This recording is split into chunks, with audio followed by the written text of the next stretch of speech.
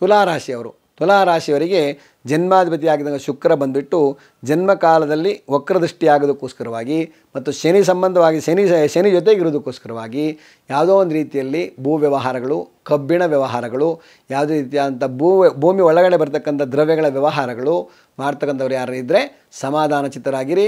ಹಾಗೆ ಭೂಮಿ ಮೇಲೆ ನಾವು ಯಾವತ್ತೂ ಕೂಡ ರಕ್ಷಕರು ಅಂತ ಹೇಳ್ತಕ್ಕಂಥದ್ದು, ಆರಕ್ಷಕರು ಯಾರಿದ್ದಾರೆ ಅವರಿಗೆ ಸ್ವಲ್ಪ ದುರ್ಬುದ್ಧಿ ಬರೋ ಸಂದರ್ಭಗಳು ಜಾಸ್ತಿ ಇರುತ್ತೆ. ತುಲಾರಾಶಿಯವರು ಯಾರಿದ್ದರೆ ಅದಕ್ಕೋಸ್ಕರ ಸಮಾಧಾನ ಚಿತ್ತರಾಗಿ ಇರಿ. ಯಾವುದೇ ರೀತಿಯಾದ ದುರ್ಬುದ್ಧಿಯನ್ನು ಮಾಡಲಿಕ್ಕೆ ಹೋಗಬೇಡಿ. ಯಾಕೆಂದರೆ ನಿಮಗೆ ಅದು ಈ ಮುಂದಿನ ದಿನಗಳಲ್ಲಿ ಅಂದರೆ 25ನೇ ಆದ ನಂತರದಲ್ಲಿ 26ನೇ ಇಸ್ವಿಯಲ್ಲಿ ಯಾವುದೋ ಒಂದು ರೀತಿಯಲ್ಲಿ ತೊಂದರೆಗಳಾಗ್ತಕ್ಕಂಥದ್ದು, ನಿಮ್ಮನ್ನು ಸಡನ್ನಾಗಿ ಎಲ್ಲೋ ಒಂದು ರೀತಿಯಲ್ಲಿ ಟ್ರಾನ್ಸ್ಫರ್ ಮಾಡ್ತಕ್ಕಂಥದ್ದು ಆಗುವಂಥ ಸಂದರ್ಭಗಳು ಜಾಸ್ತಿ ಇರುತ್ತೆ. ಹುಷಾರಾಗಿರಿ. ಅದಕ್ಕೋಸ್ಕರ ಯಾವುದೇ ಗೌರ್ಮೆಂಟ್ ಕೆಲಸ ಆಗಿರ್ಬೋದು, ಪೊಲೀಸ್ ಆಗಿರ್ಬೋದು, ಸ್ವಲ್ಪ ಎಲ್ಲದೂ ಕೂಡ ವಿಚಾರ ಮಾಡ್ಕೊಂಡು ಹೋಗಿ ಖಂಡಿತವಾಗಿಯೂ ಒಳ್ಳೆಯದಾಗ್ತಕ್ಕಂಥದ್ದು ಆಗತ್ತೆ. ಇನ್ನು ವೃಶ್ಚಿಕ ರಾಶಿಯವರಿಗೆ ಜನ್ಮಕಾಲದಲ್ಲಿ 2ನೇ ಮನೆಯಲ್ಲಿ ಬುಧ ಮತ್ತು ರವಿ ಇಬ್ಬರು ಇರೋದಕ್ಕೋಸ್ಕರವಾಗಿ ಅತಿ ಬುದ್ಧಿವಂತಿಕೆ ಜಾಸ್ತಿ ಇರುತ್ತೆ ನಿಮಗೆ. ಈ ಒಂದು ವರ್ಷ 25ನೇ ವರ್ಷದಲ್ಲಿ 25ನೇ ಇಸ್ವಿಯಲ್ಲಿ ಅತಿ ಬುದ್ಧಿವಂತಿಕೆ, ಎಲ್ಲದೂ ಕೂಡ ರಾಂಗ್ ಡಿಸಿಷನ್ ತೊಗೊಳ್ಳೋದು, ಯಾವುದೋ ಒಂದು ರೀತಿ ಸಮಾಧಾನ ಇಲ್ಲದೆ ಇರತಕ್ಕಂಥದ್ದು, ಅರ್ಜೆಂಟಾಗಿ ಯಾವುದೋ ಒಂದು ಡಿಸಿಷನ್ ತೊಗೊಂಡ್ಬಿಟ್ಟು ನಿಮಗೆ ತೊಂದರೆಗಳು ಬರ್ತಕ್ಕಂಥದ್ದು ಆಗುವಂಥ ಸಂದರ್ಭಗಳು ಜಾಸ್ತಿ ಇರುತ್ತೆ. ಯಾವುದೇ ಒಂದು ಕೆಲಸವನ್ನು ಮಾಡಬೇಕಾದ್ರೆ 10 ಸಾರಿ ವಿಮರ್ಶೆ ಮಾಡಿ ನೋಡಿ. ಯಾಕೆಂದರೆ ಕಣ್ಣಾರೆ ಕಂಡರೂ ಪರಾಮರ್ಶಿಸಿ ನೋಡು ಅಂತ ಹಿರಿಯವರು ಮಾತು ಹೇಳ್ತಾರೆ. ಅದಕ್ಕೋಸ್ಕರವಾಗಿ ಅದು ಯಾವುದೇ ರೀತಿಯ ಕೆಲಸವನ್ನು ಮಾಡಬೇಕಾದ್ರೆ ವಿಮರ್ಶೆ ಮಾಡಿಕೊಂಡು ಒಂದು ಸಾರಿ ಅಲ್ಲ 10 ಸಾರಿ ವಿಮರ್ಶೆ ಮಾಡ್ಕೊಂಡು ಹೋಗಿ ಖಂಡಿತವಾಗಿಯೂ ಒಳ್ಳೆಯದಾಗ್ತಕ್ಕಂಥದ್ದು ಆಗತ್ತೆ.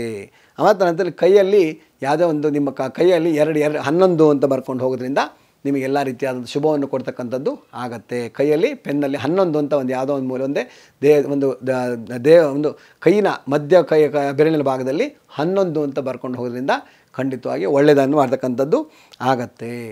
ಇನ್ನು ಧನುಸ್ಸು ರಾಶಿಯವರಿಗೆ ಜನ್ಮಕಾಲದಲ್ಲಿ ಅಥವಾ ಈ ಒಂದು ವರ್ಷದಲ್ಲಿ ತಗೊಂಡು ಹೋದರೆ ಈ ವರ್ಷದಲ್ಲಿ ಜನ್ಮದಿಂದ 3ನೇ ಮನೆಯಲ್ಲಿ ಶನಿ ಇರ್ತಕ್ಕಂಥದ್ದು ಮತ್ತು ಶುಕ್ರ ಇದ್ದಾನೆ.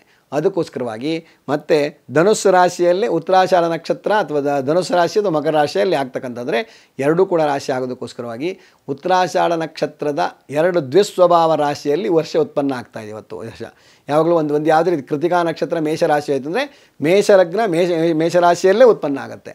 ಆದರೆ ಈ ವರ್ಷ ಹಾಗಾಗಿಲ್ಲ. ಏನಾಗಿದೆ, ಉತ್ತರಾಷಾಢ ನಕ್ಷತ್ರ ಮಕರ ಧನುಸ್ಸು ರಾಶಿ 2 ರಾಶಿಯಲ್ಲೂ ಉತ್ಪನ್ನ ಆಗೋದಕ್ಕೋಸ್ಕರವಾಗಿ ಪ್ರಾರಂಭ ಆಗೋದಕ್ಕೋಸ್ಕರವಾಗಿ ಸ್ವಲ್ಪ ಅಲ್ಲೋಲ ಕೊಲ್ಲೋಲ ದ್ವಿಸ್ವಭಾವ ರಾಶಿಗಳು ಅಂದರೆ ಆ ಕಡೆಗೆ 6ಕ್ಕೆ ಇರಲ್ಲ 3ಕ್ಕೆ ಇಳಿಯಲ್ಲ ಹಾಗಿರುವಂಥ ರೀತಿಯಲ್ಲಿ ಆಗ್ತಕ್ಕಂಥದ್ದಾಗತ್ತೆ. ಧನುಸ್ಸು ರಾಶಿಯವರಿಗೆ ಗುರು ಕೂಡ ದೃಷ್ಟಿ ಆಗೋದಕ್ಕೋಸ್ಕರವಾಗಿ ಗುರುವಿನ ದೃಷ್ಟಿ ಆಗೋದಕ್ಕೋಸ್ಕರವಾಗಿ ಗುರು 6ಥ ಸ್ಥಾನದಲ್ಲಿ 6ನೇ ಮನೆಯಲ್ಲಿ ಕೂತ್ಕೊಳ್ಳೋದಕ್ಕೋಸ್ಕರವಾಗಿ ಅಂದರೆ ವರ್ಷದ ಉದಯ ದಿವಸದಲ್ಲಿ ಇರತಕ್ಕಂಥ ಗುರುವಿನ ದೃಷ್ಟಿ ಬಂದುಬಿಟ್ಟು 6ನೇ ಮನೆ ಆಗಿದ್ದಕ್ಕೋಸ್ಕರವಾಗಿ ಸ್ವಲ್ಪ ಶತ್ರುಗಳು, ಆರೋಗ್ಯ ಸಮಸ್ಯೆಗಳು, ರೋಗ ಸ್ಥಾನ ಅಂತ ಹೇಳ್ತಾರೆ. ಅದಕ್ಕೋಸ್ಕರವಾಗಿ ಸ್ವಲ್ಪ ಆರೋಗ್ಯದಲ್ಲಿ ಏರುಪೇರು ಆಗ್ತಕ್ಕಂಥದ್ದಾಗತ್ತೆ. ಸಮಾಧಾನ ಚಿತ್ತರಾಗಿರಿ. ಆದಷ್ಟು ದೇವಿ ದೇವತೆಗಳ ಆರಾಧನೆ ಮಾಡ್ಕೊಂಡು ಹೋಗಿ ವಿಷ್ಣುವಿನ ಆರಾಧನೆ ಮಾಡಿ ಖಂಡಿತವಾಗಿಯೂ ಒಳ್ಳೆಯದಾಗ್ತಕ್ಕಂಥದ್ದಾಗತ್ತೆ.